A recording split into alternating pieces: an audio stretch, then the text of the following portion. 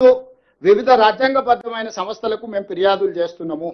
రాజ్యాంగబద్ధమైన సంస్థలు మా హక్కులను కాపాడడానికి, మా హక్కులను మాకు అందించడానికి ముందుకు వస్తే సరే, లేకపోతే న్యాయస్థానానికి వెళ్తాం. అక్కడ కూడా జరగకపోతే ప్రజల దగ్గర పోతాము.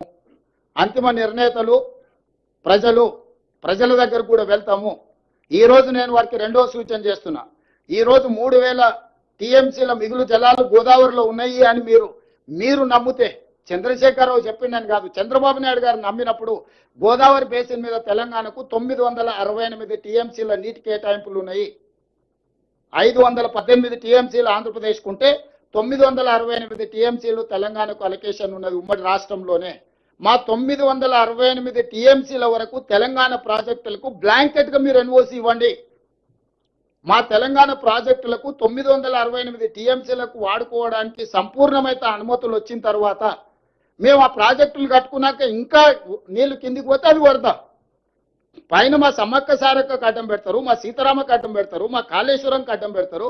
గోదావరి బేసిన్ మీద మేము కట్టుకునే ప్రతి ప్రాజెక్టుకు ఆంధ్రప్రదేశ్ అభ్యంతరం పెట్టి ఆ ప్రాజెక్టుల అనుమతులు రాకుండా ఆలస్యం చేసి ఇగో మిగులు జలాలు ఉన్నాయన్నాడు. మిగులు జలాలు ఎట్లున్నాయి? కేసీఆర్ దరిద్రం వల్ల, ఆకలి వల్ల, కేసీఆర్ తెలంగాణకు చేసిన ద్రోహం వల్ల నీళ్లు నీకు వరదొస్తున్నాయి. ఏందయా ద్రోహం? మేడిగడ్డ కూలిపోయింది, సుందీలు అక్కడికి రాలే. ఇక అన్నారం గురించి నేను చెప్పాల్సిన పని లేదు. అవే చక్కగా ఉంటే ఆ నీళ్లు మేము ఎత్తిపోసుకుని ఉంటే నీకు వస్తుండేనో రాకుంటుండేనో లెక్క తెలుస్తుండే. ఇవాళ వాళ్ళ ధనదాహం వల్ల, వాళ్ళ దోపిడీ వల్ల మేడిగడ్డ కుప్పగూలింది. ఏమవుతుందా, ఒకటి పిల్లలు గుంగిపోతే ఏమవుతుంది, ప్రాజెక్ట్ అంత ఉంది కదా అంటారు. హరీష్ రావు గారు, నీ గుండెకాయ ఊడబిక్తే నీకు తెలుస్తా. మొత్తం బాడెంత 6 అడుగులు ఉన్నావు. గుండెవి తీసి పక్కకు పెట్టు, నువ్వు ఉంటావో లేదో చూద్దాం. ప్రాణహిత చేవెళ్ల గోదావరి జలాల మీద మేడిగడ్డ అనేది గుండెకాయే. ఆ గుండెనే లేకున్న తర్వాత మిగతా బాడీ ఉందని చెప్పుకోవడానికి తప్ప సున్నా కూడా ప్రయోజనం లేదు. ఇవాళ అన్నిటికంటే కింది నుంచి లిఫ్ట్ చేయాల్సింది, అక్కడి నుంచి మేడిగడ్డ నుంచి నీళ్ళు ఎత్తి అన్నారంలో పోయాలి. అన్నారంలో పోసిన నీళ్లు సుందిళ్లలో పోయాలి. సుందిళ్లలో పోసిన నీళ్లు మిడిమానేరు, అక్కడి నుంచి శ్రీపాద ఎల్లంపల్లి, అక్కడి నుంచి ఎస్ఆర్ఎస్పి, అక్కడి నుంచి మిగతా ప్రాంతాలకు నీటిని తరలించాలి. అసలు కానీ పిసల్ అయిపోయింది అని అంటే, అసలు పిసల్ గయా అంటారు ఉర్దూలో. అసలు పిసల్ గయా భాయ్, आपको समझ में नहीं आ रहा, जानबूझ के बोल रहे हैं या बिना ऐसी बोल रहे? ఇట్లా మొత్తం ప్రాజెక్టునే కుప్పగూల్చి మీ ధనదాహానికి బలైపోయిన మేడిగడ్డ, అన్నారం, సుందీల పోవడం వల్ల ఈ రోజు కిందికి వరద జలాలు పోతున్నాయి. 10 సంవత్సరాలు మీరు గోదావరి బేసిన్ మీద ప్రాజెక్టులు కట్టకపోవడం వల్ల ఈరోజు చంద్రబాబు నాయుడు గారు తరలించకపోతా అని ధైర్యంగా చెప్పగలుగుతున్నాడు. 10 సంవత్సరాలు కృష్ణా బేసిన్ మీద మీరు ఏ ఒక్క ప్రాజెక్టు పూర్తి చేయకపోవడం వల్ల నువ్వు సంతకాలు పెట్టి తెలంగాణను మోసం చేసినావు. 811 టీఎంసీ నికర జలాలు అన్నాడు ఉమ్మడి ఆంధ్రప్రదేశ్కి కేటాయింపులు జరిగితే నువ్వే 2015లో పోయి సంతకాలు పెట్టినావు. మా తెలంగాణకు 299 టీఎంసీ చాలు, మీరు 512 టీఎంసీలు తీసుకెళ్ళమని.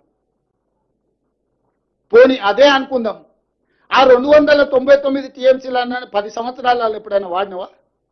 మొన్న మొదటిసారి మేము వచ్చినాక 286 టీఎంసీలు వాడినవా? ఈ 10 ఏళ్లలో నువ్వు కల్వకుర్తి కానీ, భీమా కానీ, నెట్టంపాడు కానీ, కోయిల్సాగర్ కానీ, ఎస్ఎల్బిసి కానీ, పాలమూరు రంగారెడ్డి పూర్తి చేసి ఉంటే కనీసం నువ్వు చేసిన దుర్మార్గానికి ఆ నీళ్ళన్నా వాడుకునేటోళ్ళం కదా. ఈరోజు ప్రతి సంవత్సరం 700 పైన టీఎంసీలు ఆంధ్రప్రదేశ్ తరలించకపోతుందనంటే 10 సంవత్సరాలు చంద్రశేఖరరావు గారు, హరీష్ గారు తెలంగాణకు చేసిన ద్రోహం, దక్షిణ తెలంగాణను ఎడారిగా మార్చి మీరు ఈరోజు నీళ్లు వినియోగించుకోకుండా ప్రాజెక్టులు పూర్తి చేయకుండా వదిలేయడం వల్ల ఆ కృష్ణానది జలాలు కూడా రాయలసీమ లిఫ్ట్, ముచ్చమర్రి, పోతిరెడ్డిపాడు 44,000 క్యూసెక్స్ నుంచి 80,000 క్యూసెక్లు, ఇవాళ శ్రీశైలం బ్యాక్ వాటర్స్ నుంచి రోజుకు 10 టీఎంసీలు తరలించుకోవడానికి ప్రాజెక్టులు కట్టారు.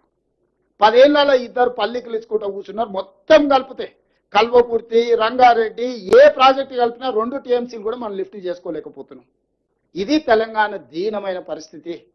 ఆనాడు పాలమూరు రంగారెడ్డి ఎత్తిపోతలు జూరాల నుంచి తీసుకుందామని అంటే ఎవడైనా మీకు చెప్పినాడు జూరాల నుంచి చిన్నారెడ్డి నీకు తలకాయ లేదు, తల ఆడబెట్టుకుంటామని చిన్నారెడ్డిని తిట్టి అడిగిపోయాడు.